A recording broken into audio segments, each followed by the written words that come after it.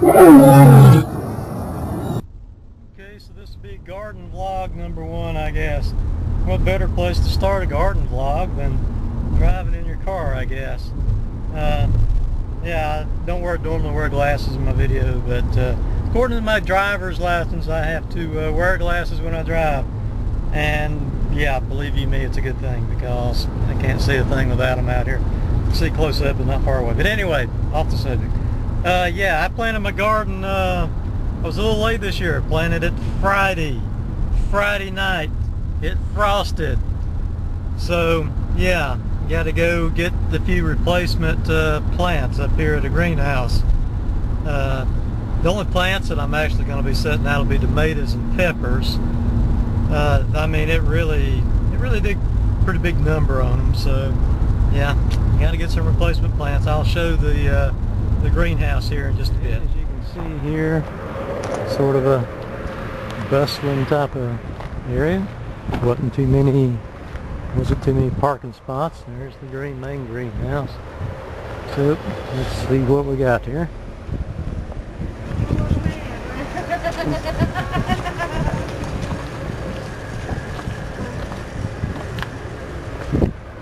Okay, this is the main place that's got the tomatoes and peppers. Wow, about half of them are gone. The other day when I was up here, Friday, when I was up here, all of these, it was all full. It was just totally full Friday. So it looks like there's been a lot of people coming up here and buying peppers and tomatoes.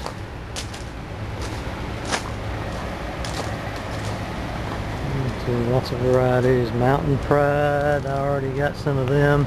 Of course, I'm not sure what's left and what's not, to tell the truth of the matter.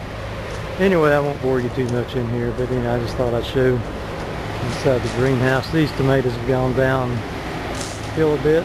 I don't even think I'll buy any tomatoes. I think I can make it with what I got. I do need a couple of plastic peppers. But garden, I didn't film nearly as much at the greenhouse as I expected to, because after I shut my camera off, the owner came out and was asking me if she could help me, and she never does that when I'm up there, so I think I was spooking her a little bit somehow or another by filming, so decided not to film too much up there.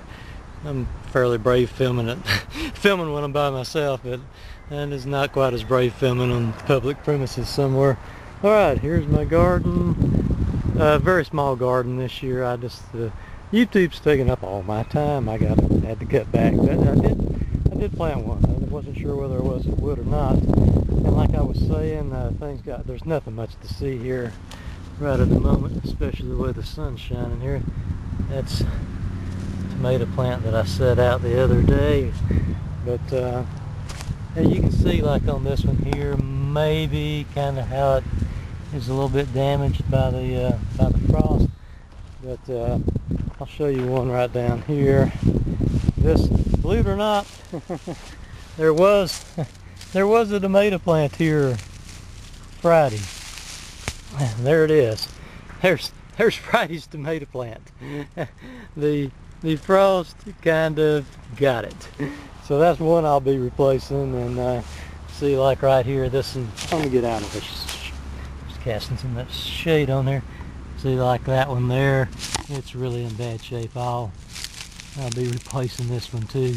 Now, they are much shorter, of course, than the ones I just bought, because on the tomato plants, well, here's a couple of pepper plants. They actually made it. 2 of them did, but there's 6 of them, which did not, 5 or 6. But anyway, the tomato plants, as I was saying, after you set them really deep, like right here, I'll be pinching off. These are the new ones I bought. I'll be pinching off a whole lot of the lower stuff, and you set them really deep where only the very tops are showing. The ones I bought today are Better Boys, and what's already set out. And believe it or not, I had these left over from the other day, and they survived okay. Of course, they was on my porch.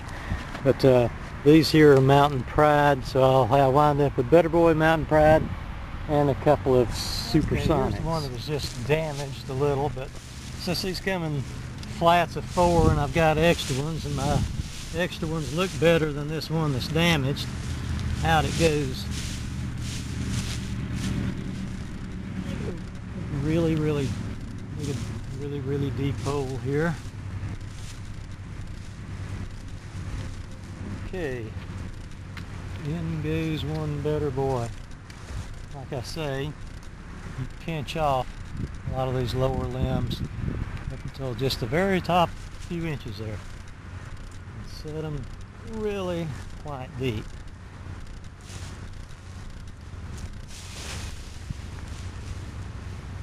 Of course, smashing down. I'm sure all you garden aficionados already know all this stuff. I wind up sitting a little higher than I meant to.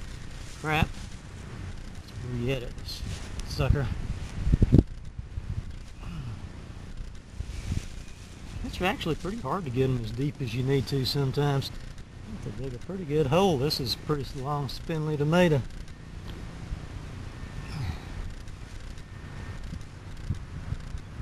Okay, I think I got it sufficiently deep that time. Oh yeah, and as you'll notice here, I've got quite a bit of leaf mulch around here. It seems like the tomato plants, it's been my experience that they really do like leaf mulch. I've always had good luck with my tomatoes when I put plenty of leaf mulch around them. Okay. I like a, hey Susie! You can't see Susie. I like to put one little cage around them to start with, because that gives them a little bit of additional support when they're trying to get big enough for the limbs to enmesh into the big cages. Okay, now here goes the big cage.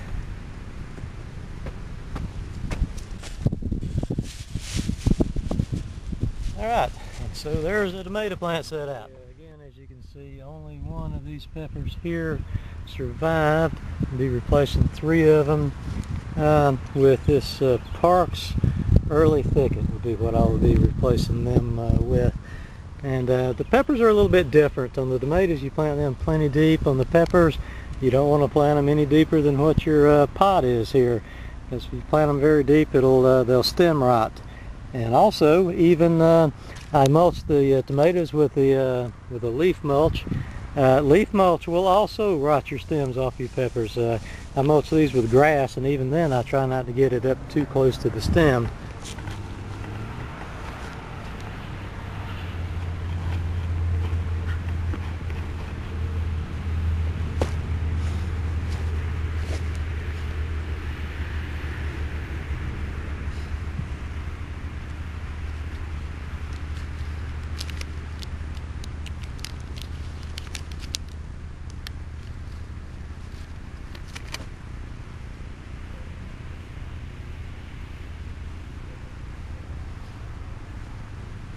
Have to mulch here pretty much.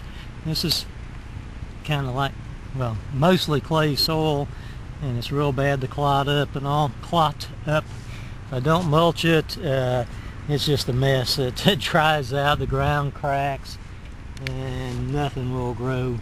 But if you mulch it, it's fantastic, because clayly type soils actually have more nutrients in it than a lot of other soils.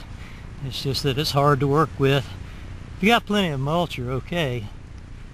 I'm okay. I got enough mulch for what little bit I'm going to wind up planting. It's really a pain if you plant a very large garden.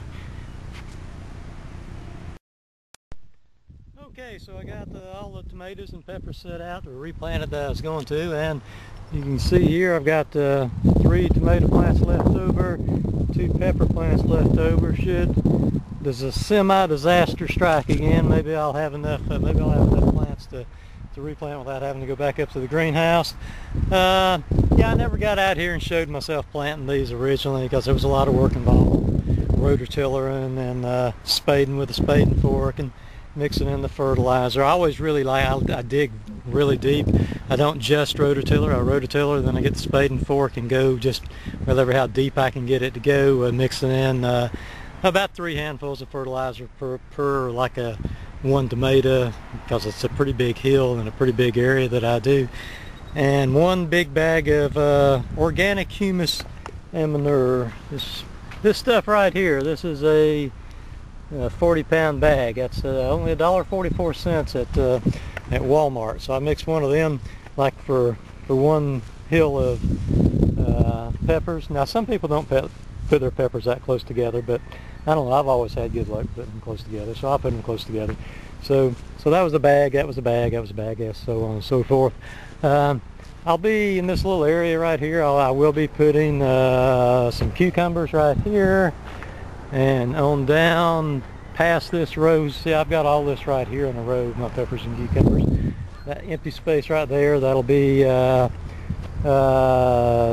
no, the cucumbers will go here, and the other thing will go there.